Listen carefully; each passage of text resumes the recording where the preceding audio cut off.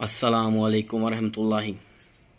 اور وہ یہ ہے کہ یہ سارے حکمران جو مسلمانوں کے لیے اتنا درد رکھتے ہیں نا کہ جی مسلمان اپنے حقوق کے لیے جنگ لڑ رہے ہیں، تو کم از کم اپنے ملکوں کے اندر جو ناانصافی ہے اسے تو ختم کریں آپ۔ کیا پاکستان میں لوگوں کے ساتھ ناانصافی نہیں ہو رہی؟ بلوچستان سے لے کر کے پی تک پولیٹیکل بنیادوں کے اوپر بھی ہو رہی ہے، اور اسی طریقے سے اینٹی اسٹیٹ ایکٹیویٹیز کی وجہ سے بعض لوگ نہ حق بھی پکڑے گئے ہوئے ہیں۔ ٹھیک ہے، قانون کے سامنے ان کو پیش کریں۔ مسنگ پرسنز ہیں، انہیں مسنگ نہ بنائیں، عدالتوں میں لائیں، ثابت کریں۔ اسلام تو اس چیز کی اجازت نہیں دیتا۔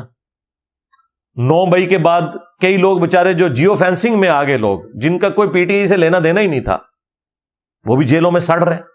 اور یہ تو میرے خود پولیس کے جو بڑے آفیسرز ہیں ان سے بات ہوئی ہے، میں نے کہا جی آپ نے اللہ کو جان دینی ہے، کہتے ہیں جی بالکل اس طرح ہے، نہ حق لوگ بھی پکڑے ہوئے ہیں اتنے مہینوں سے۔ پھر میں نے ان سے یہ بھی پوچھا کہ مجھے یہ بھی پتا ہے کہ 10-10 12-12 لاکھ روپیہ دے کے لوگ چھوٹ رہے ہیں، کہتے جی ہاں ایسے بھی ہو رہا ہے۔ اب 10-12 لاکھ کون دے سکتا ہے؟ اگر کسی نے جرم کیا ہے وہ تو 10 لاکھ دے کے چھوٹ جائے گا، جس نے نہیں کیا ہوا اس کے لیے نہ عدالت کھڑے ہونے کے لیے تیار ہے، نہ اس کے لیے کوئی فنڈ ریزنگ ہے کہ وہ بھی رشوت دے کے تو ایک مسلمان بھائی دوسرے مسلمان بھائی کو رشوت دے کے تو باہر نکل آئے۔ اور باتیں ہم جو ہے نا کر رہے ہیں فلسطین میں ظلم ہو رہا ہے، یہاں کوئی ظلم نہیں ہو رہا، اور آج سے نہیں ہو رہا، پہلے سے ہو رہا ہے۔ تو یہاں پر بھی ہم یہ ظلم کا خاتمہ کریں اور اس اسلام کو نافذ کریں، نظام مصطفیٰ صلی اللہ علیہ وآلہ وسلم کو، جس کی امید کے اوپر ہمارے بڑوں نے اتنی قربانیاں دی تھی۔ ٹاسک نمبر 12 آخری وہ ہے کہ یہ پرائیویٹ جہاد والا جو معاملہ یہاں پہ لوگ کر رہے ہیں نا پورے دنیا کے اندر، ڈنڈے لے کے جی ہم بارڈر کھول دیں جی مالی، کیا کرو گے؟ کتنے جذباتی جملے ہیں جی، بارڈر کھول دیں ہم نے وہاں جانا ہے جی، کیا کریں گے جا کے؟ جمعہ پڑھنا ہے جی جا کے ہوتے اسی تھے تھوڑا جنازہ پڑھیں گے، پھر ڈنڈے اٹھا کے جمعہ پڑھانے جا رہے ہیں آپ۔ اور آج کے اس دور کے اندر اس طریقے سے جہاد اور قتال ہوتا ہے؟ مجھے بتائیں، پروفیشنل آرمیز چاہیے، جدید اسلحہ ہے۔ اور اسی پہ میں نے بات کی، کچھ لوگوں نے میرے خلاف کلپ بنا دی ہے جی یہ تو خالد بن ولید رضی اللہ تعالیٰ کی گستاخی کر دی ہے۔ جن لوگوں کا صحابہ اور اہل بیت سے کو لینا دینا نہیں، جو اپنے بزرگوں کے پجاری ہیں، وہ ہمیں بتا رہے ہیں کہ خالد بن ولید کی گستاخی کر رہے ہیں۔ تمہارا خالد بن ولید سے کیا لینا دینا؟ تم لوگوں نے تو اپنے فرقوں کے نام انڈیا کے شہروں میں رکھے ہوئے ہیں، دیوبند اور بریلی۔ ہاں، صحابہ کرام کا تو ذکر دور دور تک تمہاری نسبتوں میں نہیں ہے۔ تم تو قادری ہو، چشتی ہو، نقشبندی ہو، کوئی زیادہ چھلانگ مار لو، حنفی، شافعی، مالکی، حنبلی ہو، کسی فرقے نے اپنا نام جو ہے وہ صدیقی نہیں رکھا ہوا، فاروقی نہیں رکھا ہوا، عثمانی نہیں رکھا ہوا، علوی نہیں رکھا ہوا۔ تمہارا صحابہ سے کیا لینا دینا؟ نہ سمجھ تو ہاں، صحابہ کرام کی گستاخی کر دی، بابیاں دے پجاری سانو، صحابہ والے تو ہم ہیں، آل البیت والے تو ہم ہیں، تمہارا کیا لینا دینا ان کے ساتھ؟ تو میں نے یہ سمجھانے کے لیے بات کی تھی، لوگوں نے کلپ بنا دی تھی خالد بن ولید کی گستاخی کر دی۔ میں نے بتایا تھا اللہ کے بندو، جب رومن جنرل آیا ہے سامنے سے تو خالد بن ولید بھی ایک تلوار اور ڈھال لے کے اترے ہیں سامنے سے، وہ بھی گھوڑے پر ایک تلوار اور ڈھال لے کے آئے۔ تلوار کا مقابلہ تلوار سے ہوتا تھا، تعداد ضرور کم تھی مسلمانوں کی، لیکن ایک تلوار کے بدلے میں سامنے ایک تلوار ہوتی تھی۔ اب آپ نے مجھے غزوہ بدر اور احد کی مثالیں نہیں دینی، وہ نبی علیہ السلام کی موجودگی میں ایک اللہ تعالیٰ کی غیبی مدد تھی۔ وہ والا معاملہ بعد میں نہیں اس طریقے سے چلا، بعد میں بہت بڑی قربانیاں مسلمانوں کو دینی پڑی ہیں۔ وہ پھر اللہ نے اسباب کے ساتھ معاملہ جوڑا ہوا ہے، فرشتے اسی وقت ہی اترے ہیں۔ آج بھی ہو ابراہیم سا ایماں پیدا، آگ کر سکتی ہے انداز گلستاں پیدا۔ وہ کہتے ہیں جی وہ کر سکتی ہے نا جی، یہ ڈاکٹر اقبال نے کہا ہے۔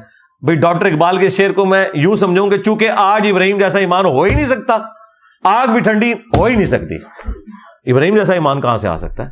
ہاں، صحابہ کرام جو ہے وہ تیل کے کڑاؤں میں زندہ روسٹ کر دیے گئے ہیں، ان کے لیے آگ کوئی ٹھنڈی نہیں ہوئی ہے۔ یار خدا کے لیے اس طرح نہ کریں۔ تو میں نے کہا تھا کہ یہ نہیں ہو سکتا کہ بھئی 1000 خالد بن ولید ہوں اور سامنے سے ایک کلین شیو یہودی کلاشنکوف یا لیزر گائیڈڈ گن لے کے آ جائے، تو کیا تلوار کے اوپر کوئی گولی روک سکتا ہے؟ تو اس کے لیے لیٹسٹ اسلحے کی ضرورت ہے، وہ آپ کو تیار کرنا پڑے گا۔ نبی علیہ السلام نے اس زمانے میں، بخاری مسلم میں حدیث ہے، آپ نے فرمایا آگاہ ہو جاؤ طاقت پھینکے ہوئے ہتھیاروں میں ہے.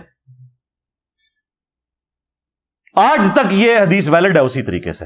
اس زمانے میں تیر تھے، کیونکہ تلوار والا تو قریب آئے گا نہیں اگر سامنے سے تیر آ گئے. یہ منگولوں نے پوری دنیا جو فتح کی ہے تیر کے اوپر تو کی ہے. یہ تیر کے جتنے ڈیزائن تھے لیٹسٹ انہوں نے ہی بنائے ہوئے تھے. سپیڈ پہ گھوڑے پہ بیٹھے ہوئے وہ اتنی مہارت سے تیر چلا لیتے تھے. اس کے ڈیزائن بھی انہوں نے ایسے بنائے تھے کہ وہ ڈیویٹ بھی نہیں کرتا تھا. پیچھے جو انہوں نے ونگز لگائے تھے ان سے پہلے یہ ونگز والا سلسلہ نہیں تھا. یہ ونگز کی وجہ سے پھر وہ تیر ٹیڑھا نہیں ہوتا، وہ سیدھا اپنے ہدف کے اوپر جاتا ہے.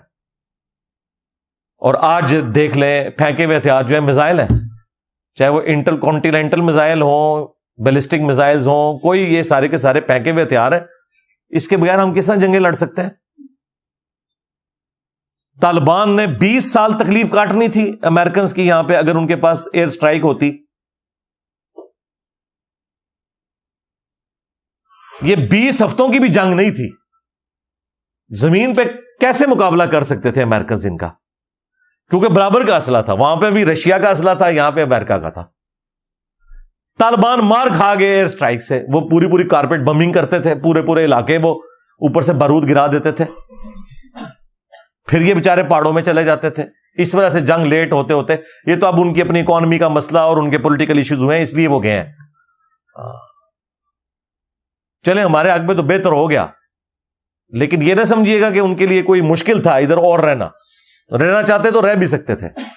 تو ہمارے پاس یہ جو ایک کمزوری اٹیچ ہے نا ایئر سٹرائک والی، وہاں پہ بھی آپ دیکھ لیں اسرائیل جو ہے وہ اوپر سے ہی وہ سارے بم پھینک رہا ہے فاسفورس.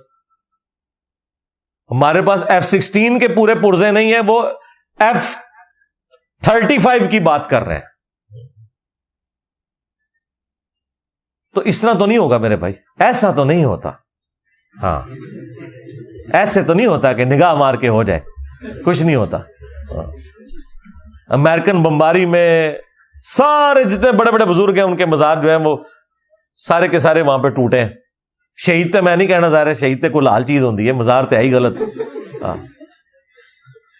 صحیح مسلم میں واضح حدیث ہے، تو میں منع کرتا ہوں قبروں کو پکا کرنے سے، قبروں پر عمارت بنانے سے اور قبروں پر بیٹھنے سے.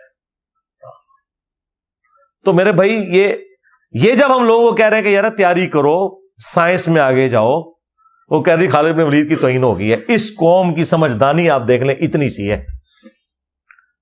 تو سائنس میں ترقی کریں گے تو پھر آپ ان کے مقابلے کا اسلحہ بنا سکتے ہیں.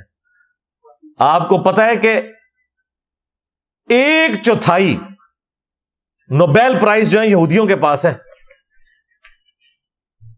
مسلمانوں کے پاس 1 ہے، اور وہ بھی ان کی نظر میں، کیونکہ اس سائنٹسٹ کو بھی ہم نے کہا وہ قادیانی تھا، عبدالسلام، تو وہ اس کو 1 گنتے ہیں کہ اسے نوبیل پرائز ملا ہوا ہے. ہمارے کھاتے میں تو وہ بھی ختم ہو گیا. ہاں پاکستانی تو وہ تھا. باقی 1/4 نوبیل پرائز یہودیوں کو ملے ہوئے. مذہبی اپنی جگہ، سائنس میں بھی ان کی ترقی آپ دیکھ لیں اپنی جگہ موجود ہے. تو دیکھ لیں آج دنیا کو وہ پھر آنکھیں اس لیے دکھا رہے ہیں، اور کب سے دکھانی شروع کی ہیں؟ 1948 میں، پھر 1967 میں سارے عرب ملکوں کو اکیلے اسرائیل نے شکست دے دی. ابھی بھی اگر آپ دیکھیں تو مجھے تو صورتحال کوئی اتنی اچھی نظر نہیں آ رہی ہے. ہم دعا ضرور کر رہے ہیں اور اتنی جلدی معاملات سیٹل ہوتے ہوئے بھی نظر نہیں آ رہے.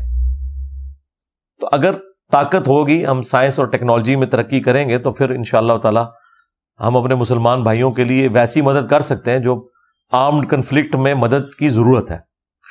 تو اینڈ پہ ہم دعا ہی کرتے ہیں اپنے مسلمان بھائیوں کے لیے کہ اللہ تعالیٰ جتنے بھی مسلمان دنیا میں کسب پرسی کی زندگی گزار رہے ہیں، فلسطین میں، چائنا میں، کشمیر میں، انڈیا میں، افغانستان کے اندر، شام میں، عراق میں، یمن میں اور پاکستان میں بھی پی ٹی اے والے اور باقی لوگ، اللہ تعالیٰ سب کی غیب سے مدد فرمائے، تمام کی عزت آبرو جان و مال کی حفاظت فرمائے، ان کے لیے ثانیہ فرمائے. اور اللہ تعالیٰ نے جو ہمیں امن اور سلامتی میں رکھا ہوا ہے، اللہ تعالیٰ ہمیں اس فیسلٹی کی قدر کرنے کی توفیق عطا فرمائے. ہاں ہم تو بڑی سکرینوں پہ دیکھ رہے ہیں اپنی مسلمان بہنوں کو، بچوں کو شہید ہوتے ہوئے، روتے ہوئے، لیکن خود ہم اپنے بیوی بچوں میں، ماں باپ میں بیٹھے ہوئے اپنے گھروں کے اندر، آپ اس نعمت کا اندازہ نہیں کر سکتے. تو اس چیز کی قدر اس وقت آتی ہے جب بندہ اس اینگل سے بھی دیکھے اور اپنے بھائیوں کو واقعی دل سے یاد کرے. خالی نہیں ہے یہ ہم ایک نارمل دعا کر کے چلے جاتے ہیں.